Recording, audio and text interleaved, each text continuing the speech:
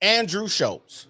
The reason we talk about Andrew Schulz because Kendrick Lamar dropped his album a couple weeks ago, and he said, "Don't let no white comedian talk about no black woman, dog. That's law." That is the line that he used in one of his songs on his GNX project. Well, Andrew Schulz took it upon himself.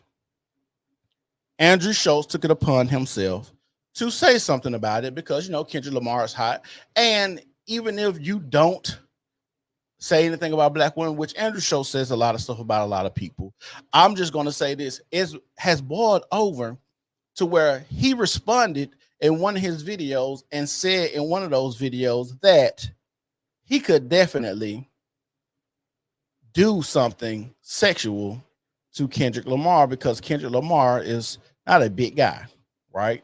This is what Andrew Schulz said. Do I think that's cool to say? No, but he's a comedian. And the thing is, when it gets to the point where people aren't allowed to say certain things because of their race, their gender, or if you feel offended by what a comedian says, then that's the slippery slope. And I'm always a person that's always got a hedge against said slippery slope. The reason being because where does it stop? Where does it stop? Because I feel like now we're at a point where so many people are telling us we can and can't say certain things, but where does it stop? Just like when it comes to the LGBTQIA people. When does it stop? Y'all wanted marriage, y'all wanted bathrooms, now y'all trying to transition kids and do a whole bunch of other things when it comes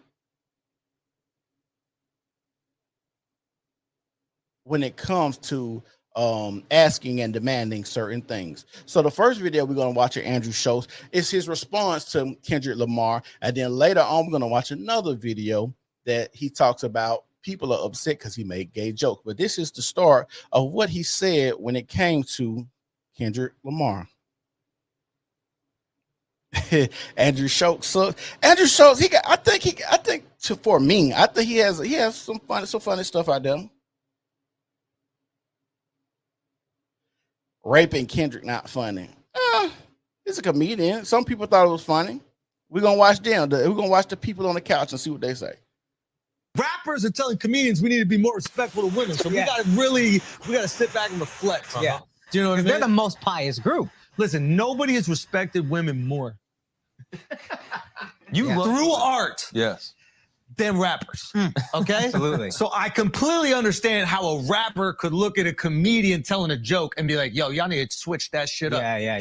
Well, now I get why a Kendrick would say that because it's like, it's our woman. We get to say what we want to say about our woman. Just like you could crack on your brother, but you better know somebody from the outside of the house better not say nothing about your brother. I guess that's the approach that Kendrick is taking. But on the outside looking in, if I'm somebody else and in y'all culture, y'all call y'all women bitches and hoes. Well, why I can't call them bitches and hoes if that's how y'all refer to y'all woman? We don't refer to our white queens over here like that, but y'all refer to y'all black queens as bitches and hoes in y'all music. So we gonna treat them as bitches and hoes. And you can't get mad if the world view them as this because y'all are the black men that are interacting with these women every day. Yeah. How dare y'all keep saying your wives are annoying? Be more like us and, bitches ain't nothing but hoes and tricks. I beat my bitch with a stick. What? You can lick on the nuts or suck the dick. I beat my bitch with a stick. What? Did you just think of that? That's a real lyric. Oh, wow. Yeah, that's a real lyric from music that protects women. Right. So and Kendrick Lamar got a whole song on the Mr. Morales where basically the whole song say, bitch, I hate you. And it's like him going through an argument with his girlfriend. Bitch, I hate you. You hate me, I hate you too. Nigga, you ain't shit. Bitch, you ain't shit. Like this is a whole story, a whole song on Mr. Morales' album. So it's hard to tell us and tell people from the outside how to conduct yourself when talking about said women when you conduct yourself in a piss poor manner when talking about these women as well. And for decades protects what. And listen, right now the guy on top, Kung Fu Kenny, he is the guy on top. He is the guy. He is making sure that comedians, he put a law in. Yeah. Put a law in place. All right, let's see the exact line, okay? Don't let no white comedian talk about no black woman. That's law. Now, technically speaking, if we're going off of grammatic English, Okay. he is saying, I can talk about black women, and that is law. Don't let no white comedian talk about no black So woman. he's basically saying all white comedians Are only allowed to talk about black women. exclusively. That's what I'm talking about. We're Kendrick. back. We're back. That's what I'm talking about. It's a law. Finally, he understands It's a it. law. Now I understand why he's doing a comedy with the South Park creators. Oh, that makes Because sense. he appreciates white comedians that make fun of black people. There you go. And they've done that brilliantly for decades. Yeah, that's true. And he would never want to, break one of his own laws. And if y'all know, that's what they talk about, the hypocrisy when it comes to Kendrick Lamar, even during the Super Bowl, when you had people like Colin Kaepernick taking knees because of the racial injustice in society. And truth be told, I don't think Colin Kaepernick was taking the knee because of racial injustice or police brutality or whatever he was taking the knee for. I think the nigga was just taking the knee because he was riding the motherfucking bench. It wasn't for all this social justice, black power shit. And it's always the mixed breeds that always want to be so pro-black. I don't understand it. I don't get it. But it's always the mixed breeds that got to be so pro-black, which is the weirdest shit to me.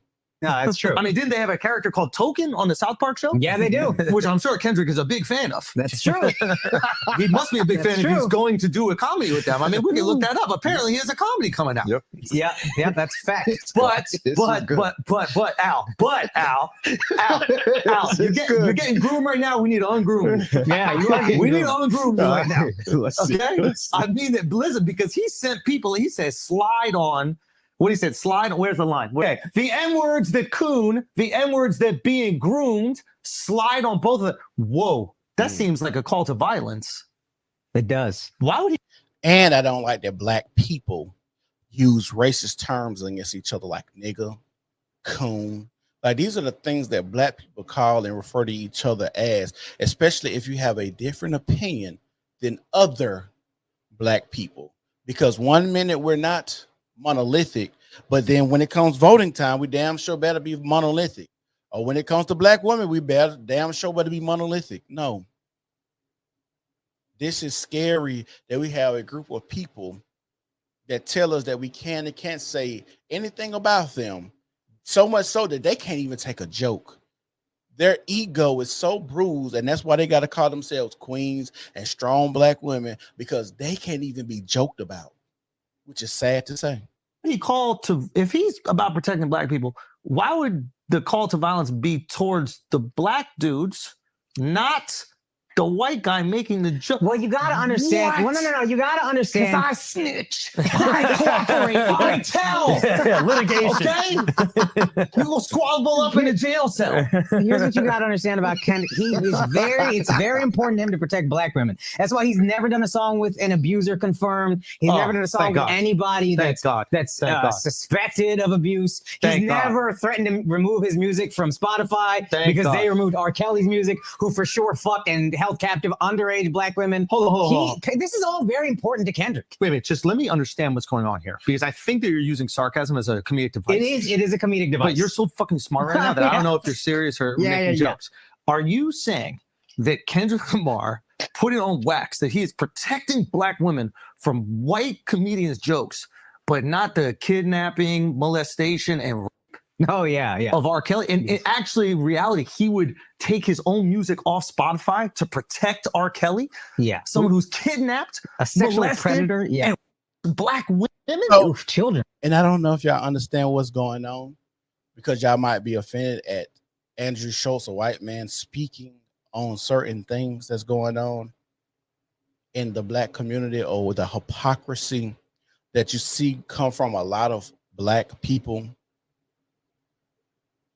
It kind of goes back to what goes on this house stays in this house type mentality. And you better not tell nobody what go on, and nobody else better not talk about what go on or find out what goes on.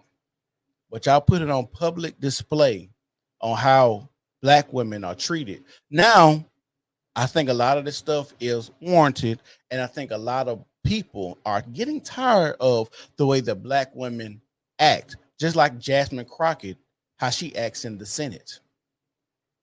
how she gets to get up there and be all vitriolic, mean, and nasty, and talk about how white men do X, Y, and Z, and racism, and white men can't experience racism. Okay, cool. If you feel that way, but you are a black woman by yourself saying these things for the world to see.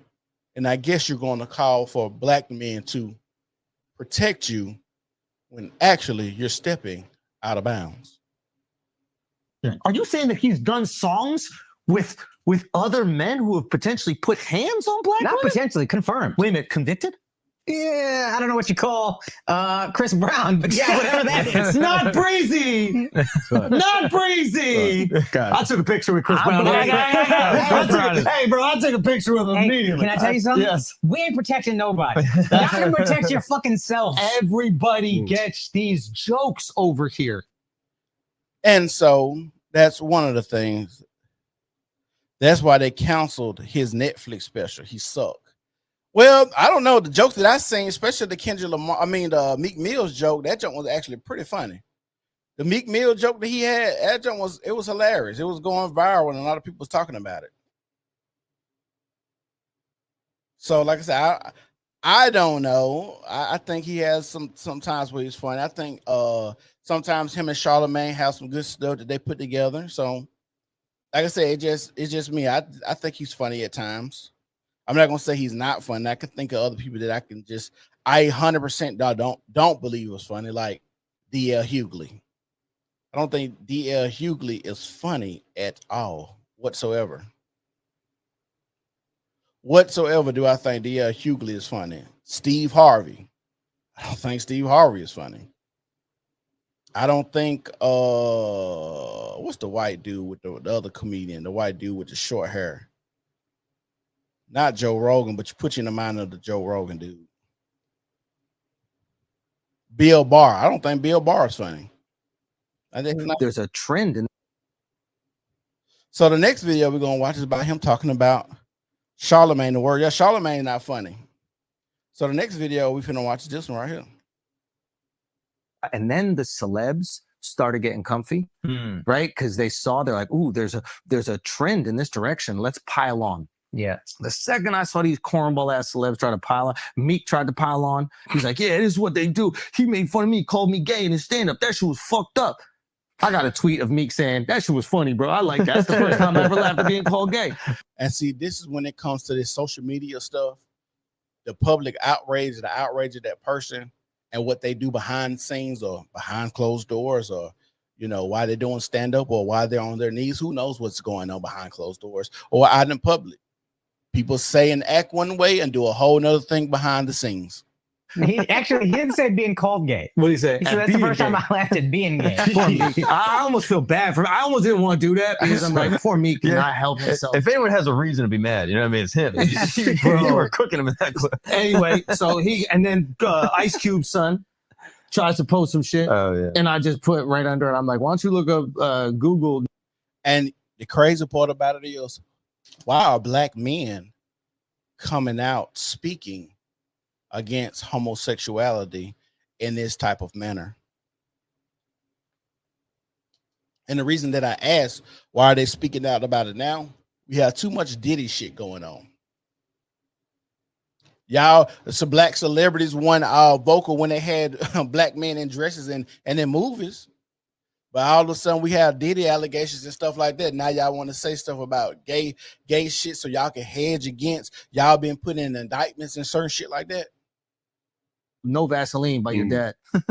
And now he's in the comments explaining himself. Well, technically that was a joke. It was a metaphor. It wasn't a real thing that was actually going to happen. I'm like, oh, really? Is that it? Yeah. He must not have heard it in a while because those aren't all metaphors. There's some. It's like Some of MC them Ren's dick tastes like the shit in Easy's ass or something. Talking about sticking a broom up somebody's ass. Like, how do you make that into a metaphor? I don't know. The broom was actually really the oppression that black people had to endure from the record industry. No, it's just crazy to see it happen. And then to see people jumping on the narratives. The only thing that annoyed me was that one that they tried to push out, DL, and then I guess Jasmine Brand tried to push out because they tried to make it seem like I was being a victim after what I said. No, They said that shit to me and you and Charla, and I was like, it's up then. If y'all want to go there, we could go there. Yep. And I promise that you're not comfortable there. Yeah. And the second I went there, what happened? This is too far. You can't make jokes about unless, of course, you're making them about people that we. And when he's talking about jokes about rape, he was talking about, he said that he could bend Kendrick Lamar over a barrel. Now, I get it, and I understand that there were things like book breaking. But aren't there things that black people take, like the word nigga? Like the word nigga, and then use it as a term of endearment now? Don't Don Lemon got a white husband? Why is it bad for a white man to say something about having sex with a black man now? I don't know, it's weird. We think it's funny, unless, of course, you're every TV show, unless, of course, it's like literally everything they brought up. They brought up this clip of Cat Williams going, is never funny. And then literally Friday after next, he's in a scene where he's about to get. Yeah. He's like, what, you pee on me? Yeah. And I posted that scene. It's like, come on. Yeah. People can make jokes about things. Us as black people make whole jokes about not dropping the soap. When you go to jail, don't drop the soap. You know, if a nigga be in jail locked up 3 years or more, you know he done tried some. Boondocks got a whole thing called the Booty Warrior, and that man is out of jail now for Felice Johnson and doing interviews. What are you talking about? Now, when it comes to all the gay stuff, now y'all want to speak up? Well, what about when 10 years ago when black men was like, hey, y'all need to speak up against all this gay stuff that's going on because we don't want to be viewed as being homosexual, because when I grew up, homosexuality was typically known as some white folk shit. And that's why I tell everybody, black people are 20 to 40 years behind white people, because black people nowadays are the new hippies. Black people nowadays are the new hippies. All these sexualities they want to delve into and call themselves and be part of all these groups and be so free and wild and be part of porn. Just think about it. White people was doing porn way before niggas was, and now every time I get on X, that's the main people I see. The main people bent over doing some stuff. Shrooms. Just think about shrooms. White people been doing shrooms. I was hearing about white folks doing shrooms ever since I was in elementary school. Now shrooms is a big thing in the black community. We get whitewashed, but it take about 20 to 40 years to do something like this. Because, like I said, when it came to this, black men have been saying we don't want to be associated with a lot of stuff that we consider white folk shit. Again, whitewashed. Same thing. I always make a claim to black women. Hey, black women, you might want to hedge against or speak up against the ratchet ones, the ones that's fighting, the ones that they put on TV, the ones that we see. Because y'all can't say it's a small percentage of black women act this way when we have thousands and thousands and thousands of videos of you acting contrary to what you just said, how black women typically act. Well, maybe you need to speak up. Maybe you need to say and talk about why black women shouldn't act like this.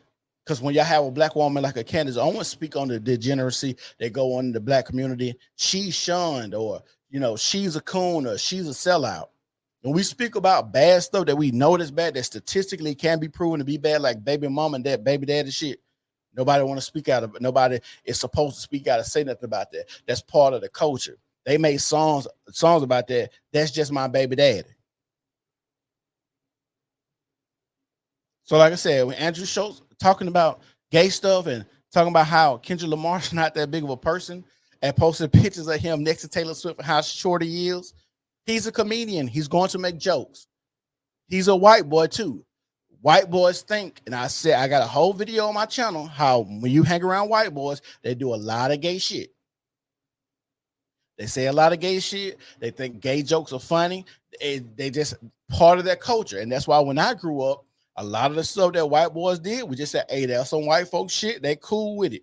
They cool with, like I always talk about when I played baseball with white boys. They would walk around and take the back and say, cup check, making sure you had your cup on, hitting your cup with the bat. Cup check. And they thought it was so hilarious. Me and the black guys on the team looking at each other like, white boys are obsessed with dick for some reason. I don't know what it is.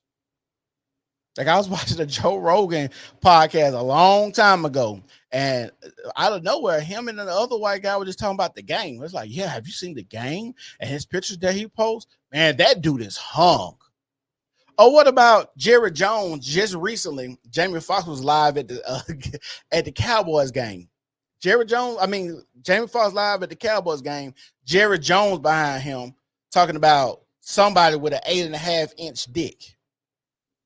So much so that it made it rounds. And then I can't think of the sports podcast. They asked Michael Irvin, hey, do they measure y'all dicks when y'all be trying out and all this other stuff? Because Jerry Jones was talking about such and such got an 8.5-inch dick. So when we talk about a lot of homosexual stuff going on, if a lot of black men hanging out with a lot of white men, I think a lot of gay shit going on because, like I said, a lot of white men do gay shit. And that's cool. That's part of their culture. But as far as black men, that ain't something that we cool with or historically was okay with because of what happened when it came to buck breaking. Y'all tell me if I'm wrong. I could be wrong. Just from my experience, this is all anecdotal.